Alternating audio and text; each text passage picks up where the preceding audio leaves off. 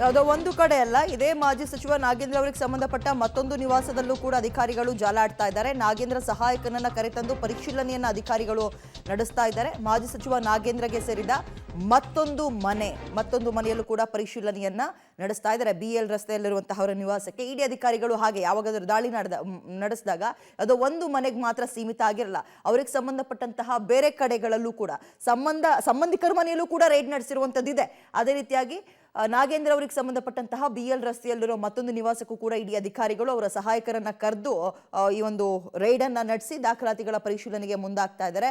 ಒಟ್ಟಾರೆ ಇಡಿ ಸಂಕಷ್ಟ ಕಟ್ಟಿಟ್ಟ ಬುತ್ತಿ ತಪ್ಪದಂಗೆ ಕಾಣಿಸ್ತಾ ಇಲ್ಲ, ತಪ್ಪೋ ರೀತಿಯ ಲಕ್ಷಣಗಳು ಕೂಡ ನಾಗೇಂದ್ರ ಅವರಿಗೆ ಕಾಣಿಸ್ತಾ ಇಲ್ಲ. ಬಟ್ ಸದ್ಯಕ್ಕೆ ಅವರು ಅಸಹಕಾರವನ್ನ ತೋರಿಸ್ತಾ ಇದ್ದಾರೆ ಆರಂಭದಲ್ಲೇ ಎನ್ನುವಂತಹ ವಿಚಾರ ಬೆಳಕಿಗೆ ಬರ್ತಾ ಇದೆ.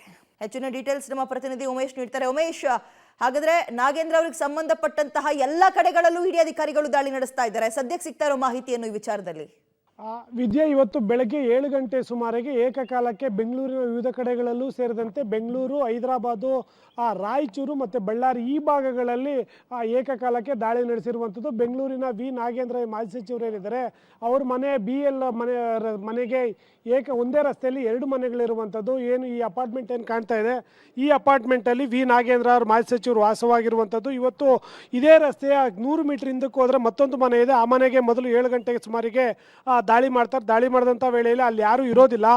ಅನಂತರದಲ್ಲಿ ಈ ಮನೆಗೆ ಬಂದಂಥ ವೇಳೆಯಲ್ಲಿ ಕೂಡ ನಾಗೇಂದ್ರ ಏನಿದ್ದಾರೆ ಅವರು ಕ್ಷಣಕ್ಕೆ ಬಾಗಿಲು ತೆಗೆಯೋದಿಲ್ಲ. ಆನಂತರದಲ್ಲಿ 10 ನಿಮಿಷಗಳ ಕಾಲಾವಕಾಶ ತಗೊಂಡು ಆನಂತರದಲ್ಲಿ ಬಾಗಿಲು ಓಪನ್ ಮಾಡಿದ್ದಾರೆ.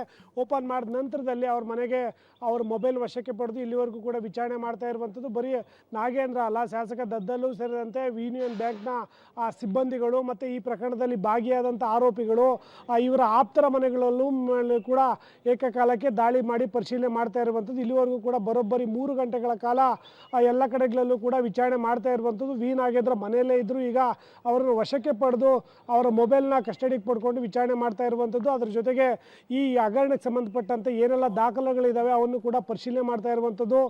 ಅಭಿವೃದ್ಧಿ ನಿಗಮ ಏನಿದೆ ವಸಂತ ನಗರ ಅಲ್ಲಿ ಮತ್ತು MG ರೋಡ್ನ ಯೂನಿಯನ್ ಬ್ಯಾಂಕ್ನ ಹೆಡ್ ಆಫೀಸು ಮತ್ತು ಅಧಿಕಾರಿಗಳ ಮನೆಗಳು ಎಲ್ಲ ವಿಜಯನಗರ ಆಗ್ಬೋದು ಎಲ್ಲ ಕಡೆಗಳಲ್ಲೂ ಕೂಡ ಏಕಕಾಲಕ್ಕೆ ದಾಳಿ ಮಾಡ್ತಾ ಇರುವಂಥದ್ದು. ದಾಳಿ ಮಾಡಿದ ಆ ನಂತರದಲ್ಲಿ ಯಾವೆಲ್ಲ ದಾಖಲೆಗಳು ಸಿಗ್ತವೆ ಅನ್ನೋ ಆಧಾರದ ಮೇಲೆ ಅವರನ್ನು ಕಸ್ಟಡಿಗೆ ಪಡೆಯುವಂಥದ್ದು ಅಥವಾ ನೋಟಿಸ್ ಕೊಟ್ಟು ಕಳಿಸುವಂಥದ್ದು ಅನ್ನೋದು ಗೊತ್ತಾಗಬೇಕಾಗಿದೆ. ಸದ್ಯಕ್ಕೆ ಈಗ ಈ ಪ್ರಕರಣ ಸಂಬಂಧಪಟ್ಟಾಗ ಈಗಾಗಲೇ SIT ಒಂದು ಕಡೆ ತನಿಖೆ ನಡೀತಾ ಇದೆ, ಮತ್ತೊಂದು ಕಡೆ CBI ತನಿಖೆ ಮಾಡ್ತಾ ಇದ್ದಾರೆ. ಆದರೆ ಈಗ ಹೊಸದಾಗಿ ಈಗ ಇಡಿ ಅಧಿಕಾರಿಗಳು ದಾಳಿ ಮಾಡಿರುವಂಥದ್ದು ತೀವ್ರ ಕುತೂಹಲಕ್ಕೆ ಕಾರಣ ಆಗಿರುವಂಥದ್ದು. ಇವತ್ತು ಈ ದಾಳಿಯಲ್ಲಿ ಏನೆಲ್ಲ ದಾಖಲೆಗಳು ಬೆಳಕಿಗೆ ಬರ್ತವೆ ಮತ್ತು ಇಲ್ಲಿವರೆಗೂ ಕೂಡ ಅವರು ಪ್ರಾಥಮಿಕ ತನಿಖೆಯಲ್ಲಿ ಏನೆಲ್ಲ ದಾಖಲೆಗಳು ಸಿಕ್ಕಿದ್ದಾವೆ ಆ ದಾಖಲೆಗಳ ಆಧರಿಸಿ ಇವತ್ತು ಅವ್ರನ್ನ ಪ್ರಶ್ನೆ ಕೂಡ ಮಾಡುವಂಥದ್ದು. ನಂತರದಲ್ಲಿ ಅದಕ್ಕೆ ಪೂರಕ ದಾಖಲೆಗಳನ್ನು ಪಡೆದು ಅರೆಸ್ಟ್ ಮಾಡುವಂಥದ್ದು ಅಥವಾ ದಾಖಲೆಗಳು ಪಡ್ಕೊಂಡು ಹೋಗಿ ಮತ್ತೊಂದು ದಿನ ವಿಚಾರಣೆಗೆ ಹಾಜರಾಗಿ ಅಂತ ನೋಟಿಸ್ ಕೊಡ್ತಾರಾ, ಕಾದು ನೋಡಬೇಕಾಗಿದೆ ವಿದ್ಯಾ.